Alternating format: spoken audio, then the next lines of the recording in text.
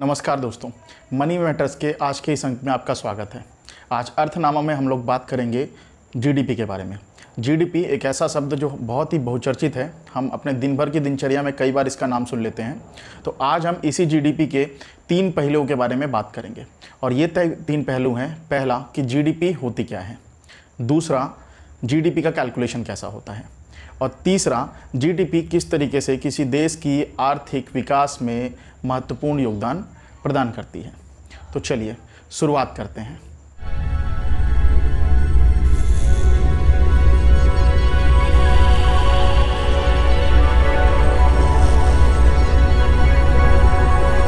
दोस्तों, जीडीपी किसी भी देश की आर्थिक प्रगति का एक महत्वपूर्ण सूचकांक है। जीडीपी के माध्यम से ही हम ये समझ सकते हैं कि कोई भी देश आर्थिक रूप से प्रगति कर रहा है या नहीं। जीडीपी का बढ़ना या जीडीपी का घटना ये अपने आप में किसी भी देश की आर्थिक उन्नति, वहाँ के नागरिकों की आर्थिक उन्नति में बहुआयामी इम्पैक्ट डालता है। जीडीपी बेसिकली होता क्या है? एक सामान्य भाषा में अगर हम समझने का प्रयास करें तो किसी भी देश में एक निश्चित समय के दौरान जितने भी तरह के प्रोडक्ट जो है मैन्युफैक्चर्ड हुए हैं, उसको उसमें से जितना भी प्रोडक्ट बिका हुआ है उसका टोटल सेल वैल्यू, और उसी पीरियड ऑफ टाइम के अंतर्गत, उसी निश्चित समय अवधि के अंतर्गत जितनी भी सर्विसेज प्रोवाइड की गई हैं उन सारे सर्विसेज का टोटल बाजार मूल्य, यानी कि टोटल मैन्युफैक्चर्ड चीज़ें उसका सेल्स प्राइस प्लस जितना भी सर्विसेज दिया गया है उसका सेल्स प्राइस, उसे जब जोड़ा जाता है तो वो किसी भी देश की टोटल जीडीपी कहलाती है। मैं इसको एक सरल शब्दों में एक उदाहरण के तौर पे समझाता हूँ। मान लीजिए आपके घर में आप 2 भाई हैं और उसमें से एक भाई जो है वो डॉक्टर है और दूसरा भाई जो है एक व्यापार में लगा हुआ है, उसकी एक शॉप है। अब जो ये डॉक्टर भाई है ये पूरे साल भर में मेहनत करके अपनी मेडिकल सर्विसेज प्रोवाइड करा के जो फीस अर्न करता है वो साल भर में 10 लाख रुपए की अर्न करता है। जो इसका दूसरा भाई है जो कि बिजनेस या व्यापार में लगा हुआ है, इसने साल भर में टोटल 20 लाख रुपए की सेल की हुई है। तो अगर हम इस परिवार की जीडीपी निकालने का प्रयास करें तो ये टोटल जीडीपी इस परिवार की होगी 20 लाख प्लस 10 लाख यानी कि 30 लाख रुपए।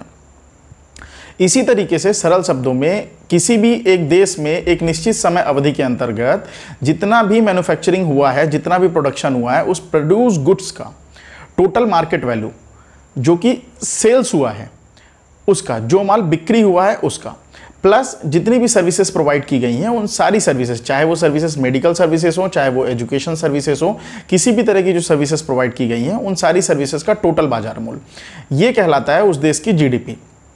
यहाँ पर 2-3 बातें ध्यान रखने लायक है। पहली चीज़ ये कि जो भी इसमें जीडीपी होगी, जो भी सेल्स प्राइस हम इंक्लूड करेंगे, वो सारी सेल्स प्राइस जो होगी जो उस देश में बने हुए सामान की होगी उससे होगी। अगर फॉरेन से कोई भी सामान इंडिया में इंपोर्ट होकर आता है और अगर हम किसी फॉरेन सामान को खरीदते हैं तो उसकी जो सेल्स प्राइस होगी, उसका जो सेल्स वैल्यू होगा वो जीडीपी के कैलकुलेशन में नहीं आएगा। तो दोस्तों, जैसा कि हमने अभी जाना कि किसी भी देश में एक निश्चित समय अवधि के अंतर्गत जितना भी माल प्रोड्यूस हुआ है, जितना भी गुड्स का प्रोडक्शन हुआ है, उसमें से जो माल सेल हुआ है उसकी टोटल सेल्स वैल्यू प्लस जितनी भी सर्विसेज प्रोवाइड की गई हैं उसकी टोटल मार्केट वैल्यू का टोटल ही जो होता है वो जीडीपी होती है। जो इंपॉर्टेंट बात बताई कि भाई जो भी माल हमारे देश में प्रोड्यूस हुआ है, जो भी सर्विसेज हमारे देश की कंपनियों ने प्रोवाइड की है, हमारे देश में के लोगों ने प्रोवाइड की है, उसके मार्केट वैल्यू को हम इंक्लूड करेंगे। अब इसमें जो चीज़ समझने वाली है वो ये है कि फॉरेन से ना ही कोई सर्विसेज, अगर फॉरेन कंपनीज़ की सर्विसेज हैं वो हमने ली हुई है, या फॉरेन से कोई भी चीज़ अगर हमारे पास आई है वो इंडिया में सेल हुई है, तो उसकी सेल्स प्राइस को हम अपने जीडीपी कैलकुलेशन में इंक्लूड नहीं करेंगे। तो इसका मतलब अगर किसी भी देश की जीडीपी को ग्रो करना है तो ये जरूरी है कि उस देश में बनी हुई चीजें या उस देश की कंपनी या लोगों के द्वारा प्रोवाइड की गई सर्विसेज का ज्यादा से ज्यादा उपयोग हो, उपभोग हो, यानी कंज्यूम हो। ठीक है। अब उस देश में बनी हुई चीजों का सेल चाहे उस देश में हो या उस देश के बाहर, यानी कि उसका एक्सपोर्ट हुआ हो। इसीलिए किसी देश की जीडीपी को अगर इंप्रूव करना है तो जरूरी है कि वहां की लोकल चीजों को बहुत ज्यादा परचेज किया जाए। दूसरी चीज कि उस देश का एक्सपोर्ट ज्यादा से ज्यादा हो।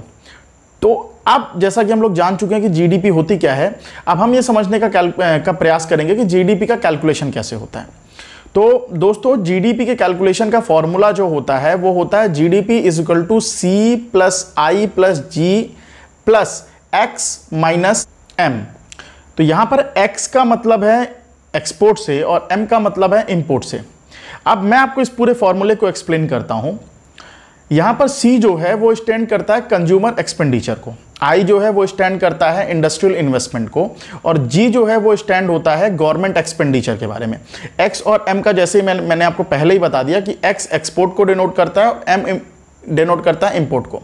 अब जो इस फॉर्मूले को समझने के लिए इंपॉर्टेंट है ये समझना कि किसी भी देश में किसी भी तरह का, चाहे वो सर्विसेज प्रोड्यूस हो रही हो, चाहे वहां पर किसी भी तरह के गुड्स का प्रोडक्शन हो रहा हो, बेसिकली उसको कंज्यूम करने का या उसको परचेज करने का जो बेसिकली जो मॉडल होता है वो 3 तरीके से होता है। या तो उसे इंडिविजुअल लोग उस देश के जो है नागरिक होते हैं उसको जो है परचेज करते हैं, ठीक है, यानी कि जब इंडिविजुअल नागरिक उसको अपने एक्सपेंस करता है उन प्रोडक्ट्स के ऊपर या उन सर्विसेज के ऊपर, ठीक है, तो वहां पे सेल्स जनरेट होती है उसकी। तो ये चीज जो है जीडीपी के फॉर्मूले में कंज्यूमर एक्सपेंडिचर को जो है वो रिप्रेजेंट करेगी।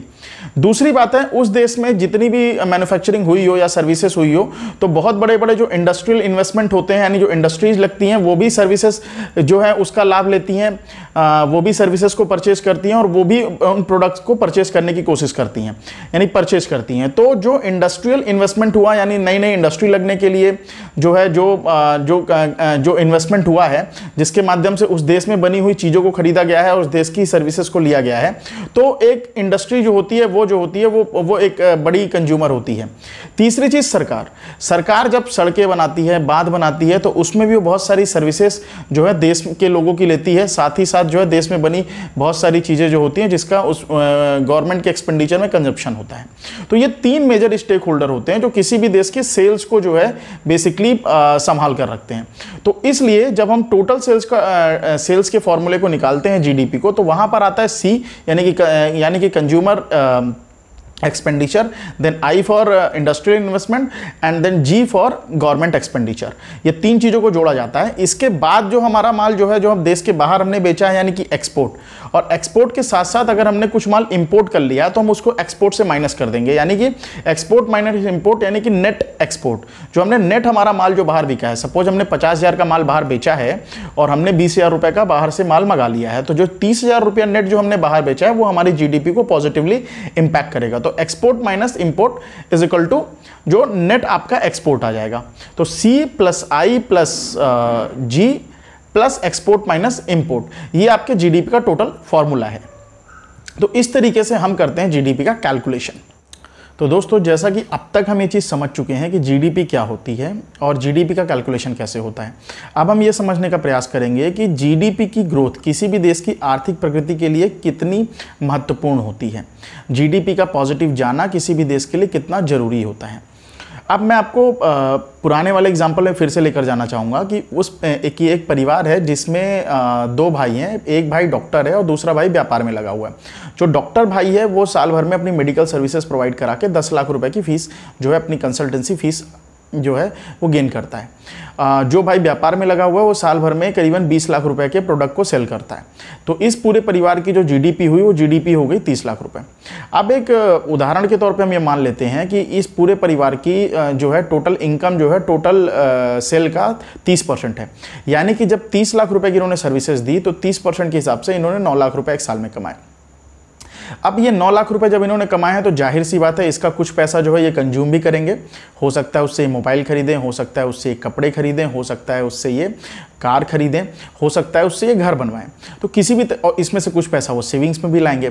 अब जैसे ये पैसा जो है सपोज उससे मैं कहता हूँ घर बनाया, इन्होंने घर खरीदा, तो जब ये घर में वो पैसा इन्वेस्टमेंट होगा तो वो पैसा घर के माध्यम से उस पर्टिकुलर कंपनी के पास जाएगा जिसके पास जो है जिसने उसको घर को बनाया है। ठीक है, जब उस घर को जो बनाया है वहाँ पर जब उनके पास वो पैसा गया तो अल्टीमेटली उस रियल एस्टेट कंपनी की सेल बढ़ी। जब उसकी सेल बढ़ेगी तो उसकी इनकम बढ़ेगी। जब उसकी इनकम बढ़ेगी तो हो सकता है वो 2-4 और नए प्रोजेक्ट लेकर आए। जब नए प्रोजेक्ट लेकर आएगा तो नए नए रोजगार पैदा होंगे। जब नए रोजगार पैदा होंगे तो इनकम के और नए साधन पैदा होंगे और बहुत सारे ऐसे परिवार पैदा होंगे जिनके हाथ में खर्च करने के लिए पैसे आएंगे। ठीक है, तो इस तरीके से एक पर्टिकुलर जो जीडीपी होती है वो एक साथ ना केवल इस परिवार को प्रभावित कर रही है बल्कि इस परिवार के साथ साथ जो चीज़ें खरीद रहे हैं, चाहे वो कपड़ा खरीद रहे हो, चाहे वो कोई सर्विसेज खरीद रहे हो, चाहे वो घूमने के लिए जा रहे हो तो वहाँ पर पैसा खर्च कर रहे हो, चाहे वो क्या कहते हैं मोबाइल खरीद रहे हो, वो बहुत सारे स्टेक होल्डर्स के हाथों में वो पैसे को रोटेट करती है और सबकी इनकम को और सेल्स को बढ़ाती है। अब इसी एग्जाम्पल को आगे बढ़ाते हुए ये मानिए कि इस साल उस परिवार की जीडीपी 30 लाख रुपए थी। नेक्स्ट ईयर इस परिवार ने अच्छी मेहनत की और उसकी जीडीपी बढ़ के जो है वो 30 लाख रुपए से बढ़कर 40 लाख रुपए हो गई। अब जाहिर सी बात है, अगर 30 लाख से जीडीपी 40 लाख हुई है तो जो 30% के हिसाब से उनकी नेट इनकम भी पिछले साल 9 लाख से बढ़ के इस बार 12 लाख हो जाएगी। यानी कि इस परिवार को जब 12 लाख रुपए की इनकम आई तो पिछली बार अगर उन्होंने उसका 50% मार्केट में यानी कि 9 लाख रुपए में से 4.5 लाख रुपए से चीज़ें खरीदी थी, तो इस बार 12 लाख रुपए में 4.5 की जगह पर 6 लाख रुपए ये खर्च करेंगे।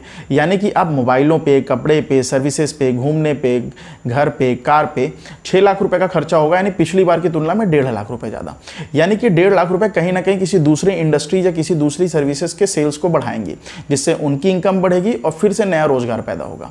अब तीसरे एग्जाम्पल पे, मतलब इसी एग्जाम्पल को आगे बढ़ाते हुए हम समझते हैं कि भाई पहले साल तो 20 लाख जीडीपी थी, दूसरे साल 30 लाख रुपए जीडीपी हुई और तीसरे साल इस परिवार की जो टोटल सेल है 30 लाख रुपए से घट के 10 लाख रुपए ही रह गई। यानी कि इसकी जीडीपी जो है केवल 10 लाख रुपए रह गई। भाई ने 5 लाख रुपए कमाए और दूसरे भाई ने 5 लाख रुपए कमाए।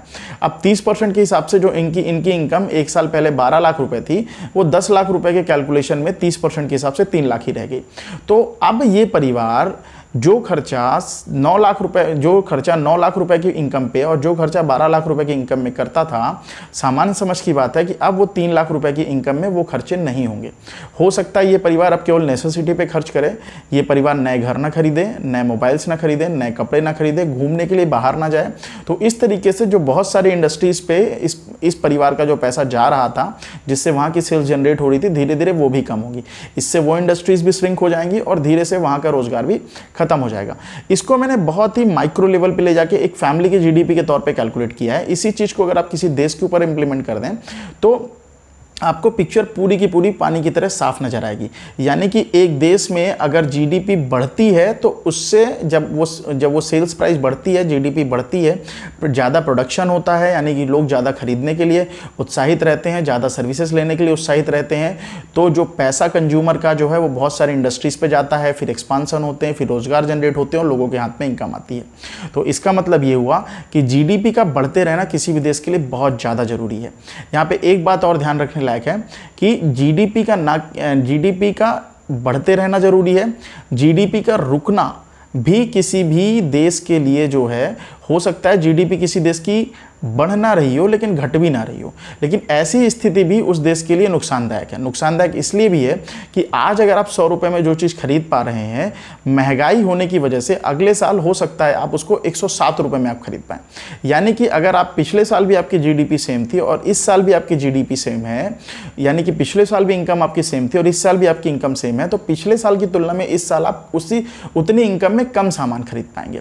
तो जरूरी है कि जीडीपी वहाँ के इन्फ्लेशन रेट से ज़्यादा हो, ताकि उस देश की आगे आने वाली आवश्यकताएं और ज़रूरतों को भी वो फुलफिल कर सके। तो उम्मीद करता हूं इस पूरे सेशन में आप इस चीज़ को मैं आपको समझाने में सफल रहा हूँगा और आप समझ पाए होंगे कि जीडीपी क्या होती है, जीडीपी का कैलकुलेशन कैसे होता है और जीडीपी एक देश के विकास के लिए कैसे फ़ायदेमंद होती है या कैसे इम्पॉर्टेंट होती है। मनी मैटर्स के अगले अंक में मैं किसी नए विषय के साथ फिर आऊँगा। तब तक के लिए मैं आपसे इजाज़त चाहता हूँ। Thank you so much.